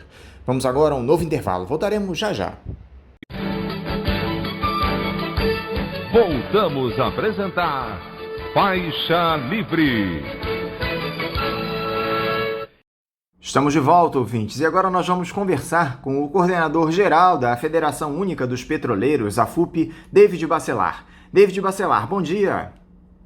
Bom dia, Anderson, Natália, Celeste, bom dia a todos os ouvintes que estão acompanhando o programa Faixa Livre. É sempre um prazer estar aqui com vocês, representando aqui a Federação Única dos Petroleiros e Petroleiras. David, muito obrigado por você mais uma vez estar aqui conosco no Faixa Livre. David, vocês petroleiros aí da Bahia deram início na última semana a uma importante greve para se colocarem em oposição a mais um crime cometido por essa gestão entreguista do Roberto Castello Branco à frente da Petrobras, que foi a privatização da refinaria Landulfo Alves, a RLAM, a mais antiga do nosso país, fundada em 1950 para um grupo de investidores árabes, o Mubadala Capital, a preço de banana. Vocês da FUP mostraram que o valor pago a esse grupo de Abu Dhabi, 1,65 bilhão de dólares, corresponde à metade do valor de mercado da refinaria, avaliada entre 3 e 4 bilhões de dólares. Antes de tudo, David, eu quero parabenizar vocês, petroleiros aí do estado da Bahia, por esse movimento e quero começar te perguntando qual é o objetivo de vocês com a realização dessa greve. Bem, Anderson, nós agradecemos a você, a todos e todas aí que compõem o programa Faixa Livre e as pessoas que reconheceram a importância desse movimento que é em defesa do patrimônio público nacional, em defesa da soberania nacional, da soberania energética e contra os impactos para os trabalhadores e trabalhadoras, para os estados e municípios e para o cidadão e cidadã.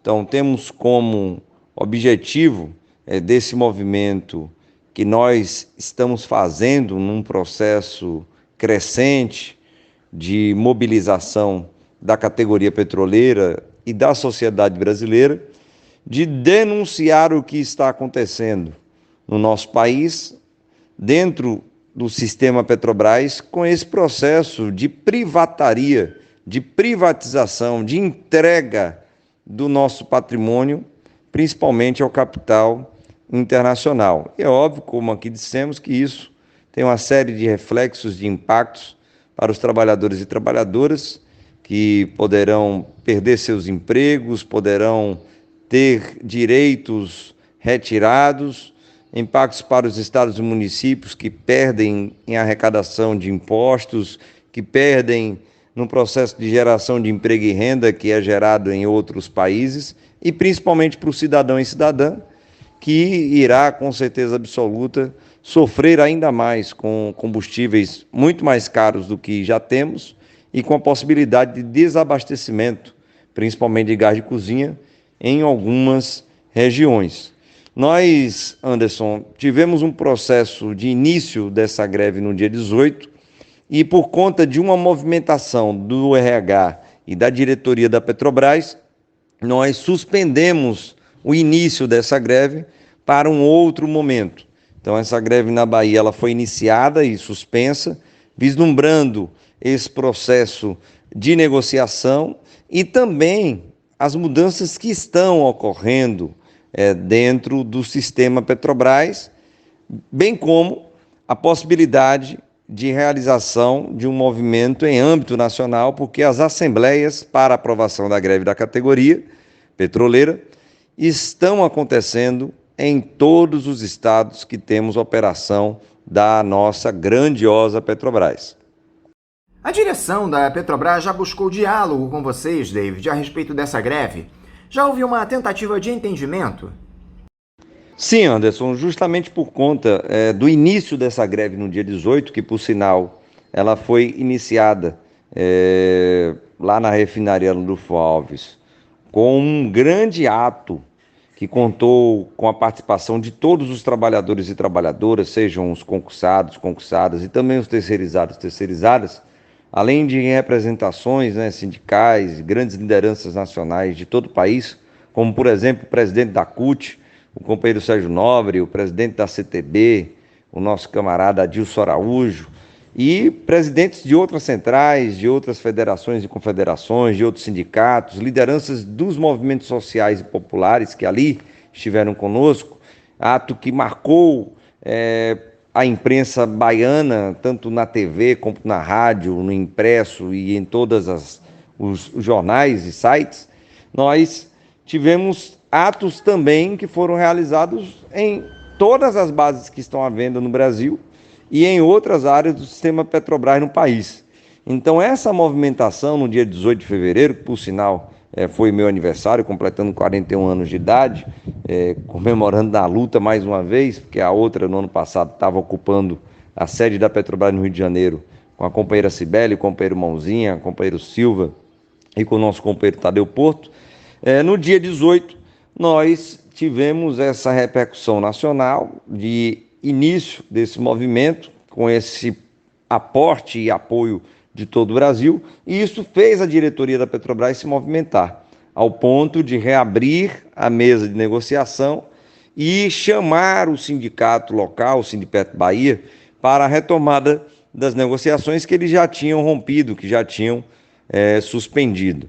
Então, fizemos esse recuo estratégico, vislumbrando essa característica que o Sindipeto Bahia e que a FUP sempre tiveram, de esgotar a mesa de negociação e também de construir um movimento maior e mais forte da categoria petroleira para nós reagirmos caso não haja nenhum tipo de mudança com relação a essas privatizações que trazem todos esses impactos que nós já citamos anteriormente.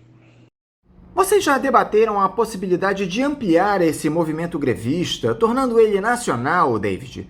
Já há diálogos nesse sentido, inclusive com o pessoal da FNP?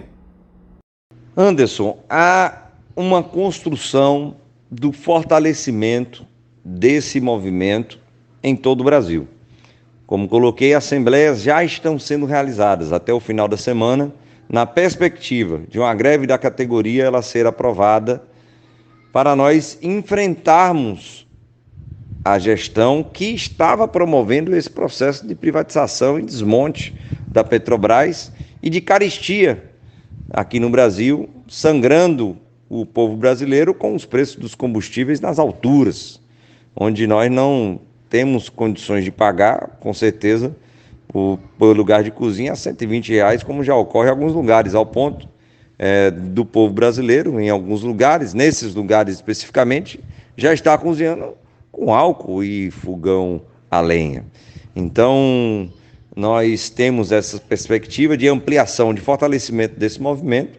Sim, estamos dialogando com todos os sindipetos do Brasil.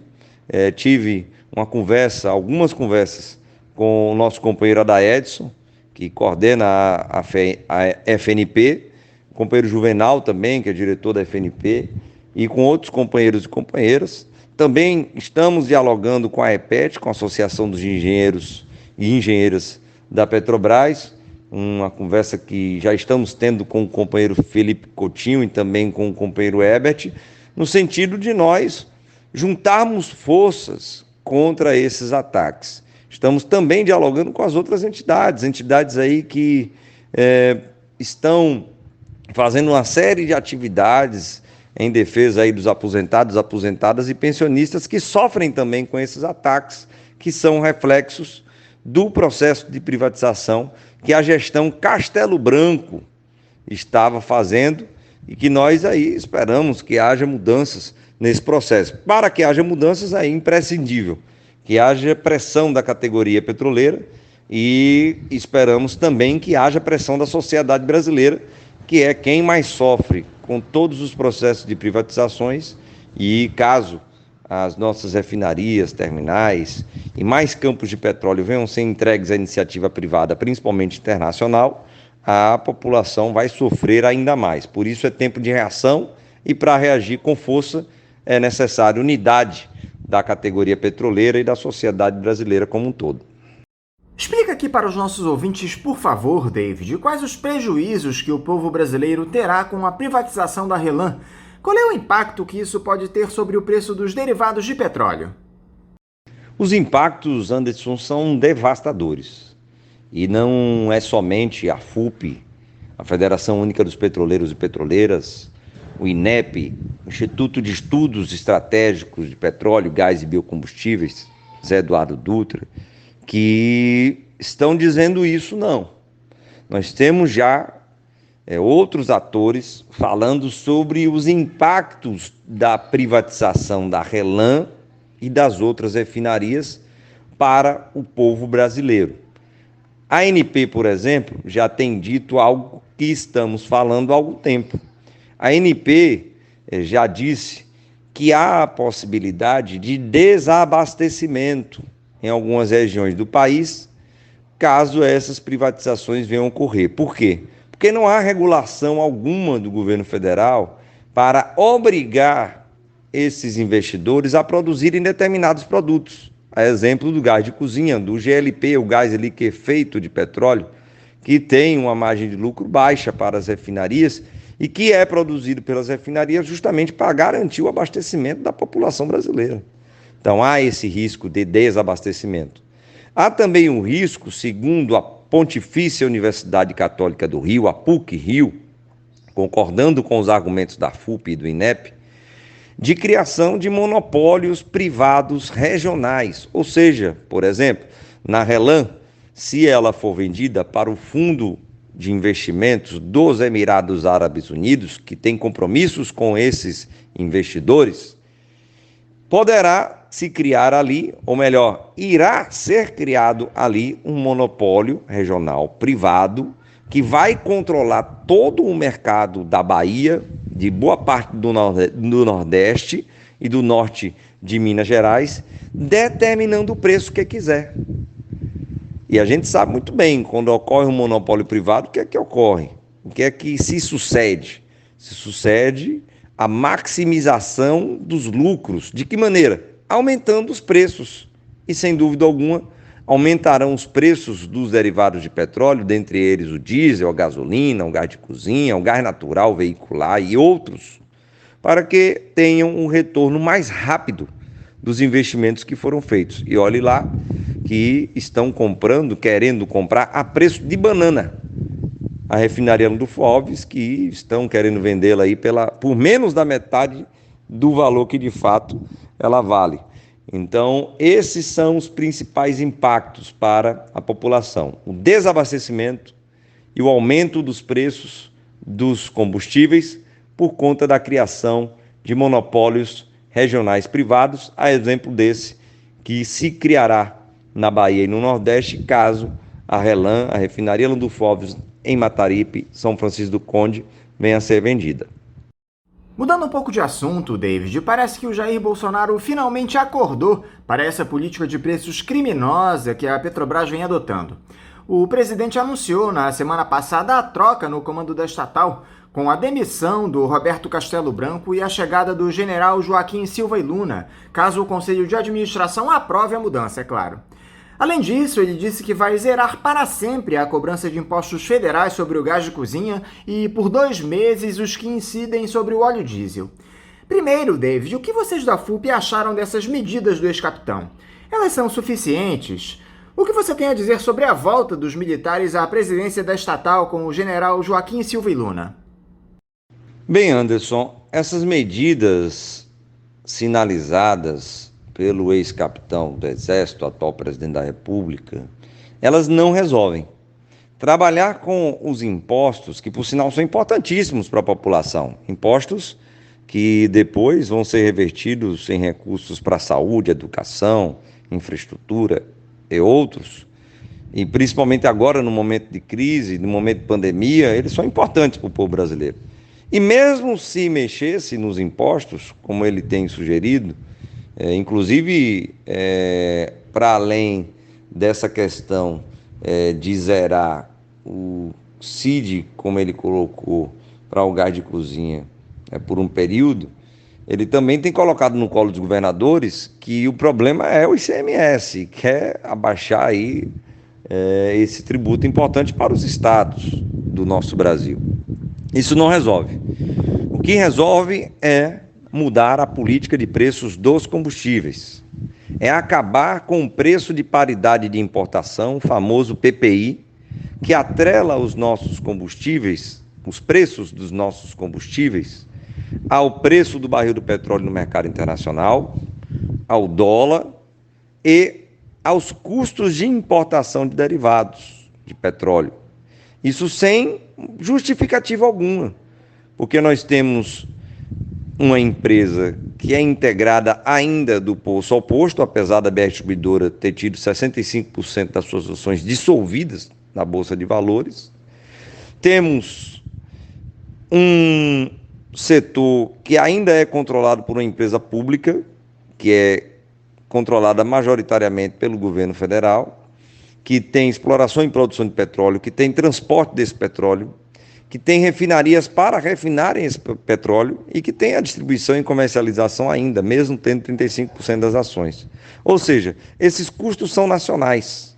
Esses custos não são, em sua totalidade, dolarizados, muito pelo contrário, sua menor parte é em dólar. Então, por que atrelar os custos que nós temos dos combustíveis e os preços desses combustíveis para a população ao PPI, ao preço de paridade internacional, ou seja, as regras que estão no mercado internacional? Não há justificativa alguma para isso. Então, precisamos mudar essa política de preços e, felizmente, parece que o presidente da República acordou com relação a esse tema, mas está indo no caminho errado, porque se for atingir os impostos, não irá resolver o problema e ainda vai trazer um outro problema para a população com recursos a menos para áreas importantíssimas. E sobre essa mudança que o governo federal está fazendo na presidência da Petrobras, nós entendemos que não adianta mudar apenas o presidente da Petrobras. Nós precisamos ter uma mudança em toda a política que foi implementada pelo presidente atual ainda, o Castelo Branco. Ele que, sim, valorizou e beneficiou um grupo seleto de investidores, por sinal de capitalistas internacionais, fazendo com que a Petrobras ela atendesse apenas aos interesses dos acionistas minoritários. Ele privatizou uma série de ativos rentáveis da Petrobras, ativos que geravam caixa para a Petrobras, ativos que davam uma maior resiliência para a Petrobras passar por momentos adversos, conjunturais.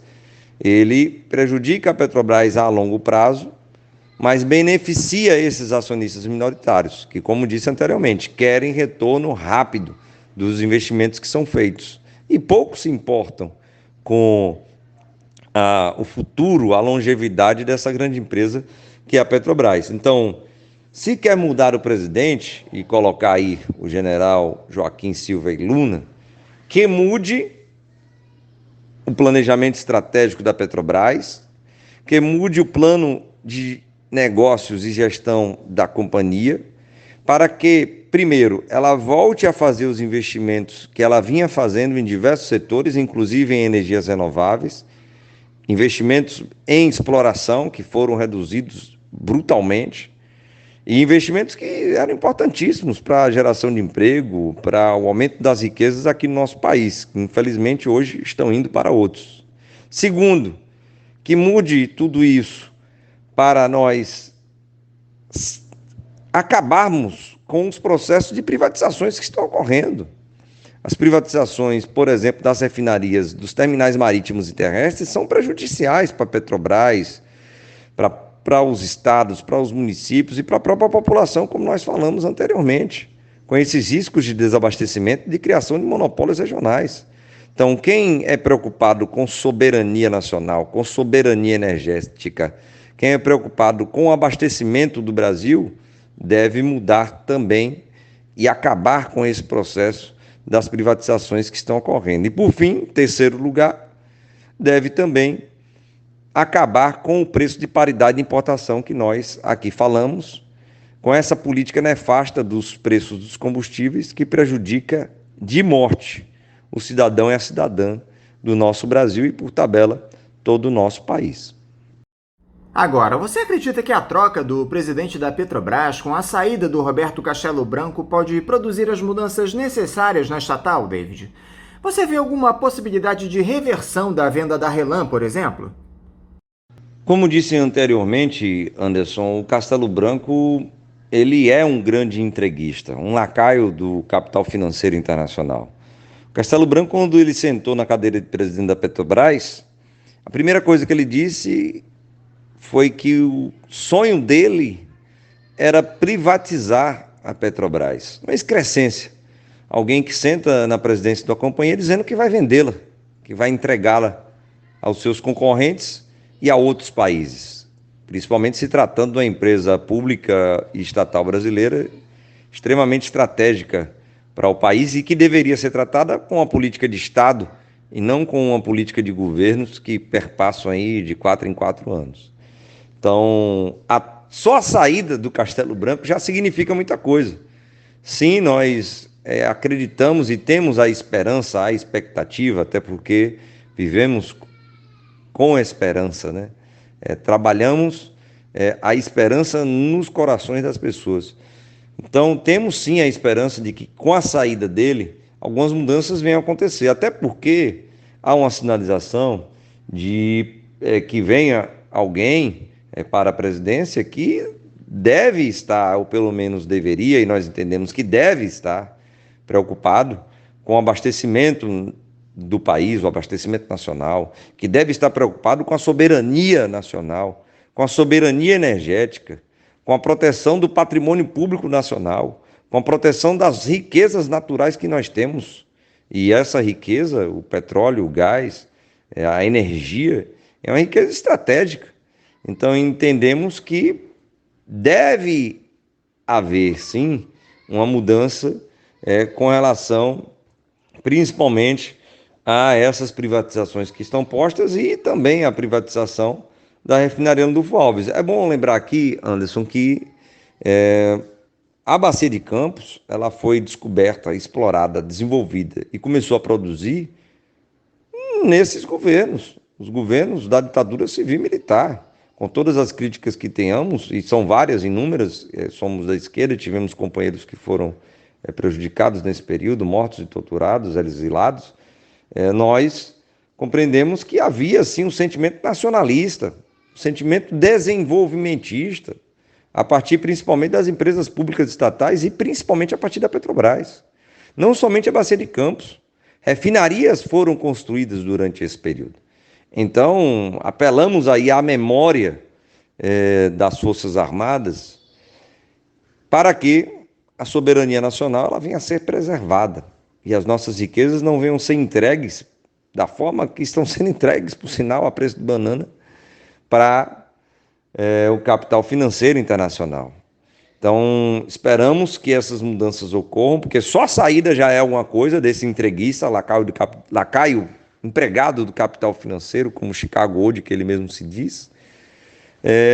Entendemos que é possível nós termos mudanças, principalmente a partir da pressão da categoria petroleira e da sociedade brasileira, como ocorreu lá atrás na campanha O Petróleo é Nosso, em 53, quando o desenvolvimentismo venceu o entreguismo aqui no Brasil.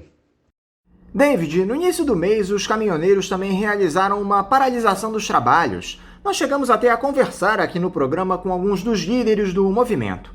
Qual foi o efeito que essa greve dos caminhoneiros teve no debate da política de preço dos combustíveis da Petrobras e também nessa troca do comando da estatal, na sua opinião? Bem, Anderson, bem lembrado, esse foi um movimento histórico realizado pelos caminhoneiros aqui no Brasil em 2018, por sinal com apoio da categoria petroleira, que também entrou em greve naquele período, uma greve de 3 dias que acabou sendo massacrada pelo judiciário trabalhista brasileiro.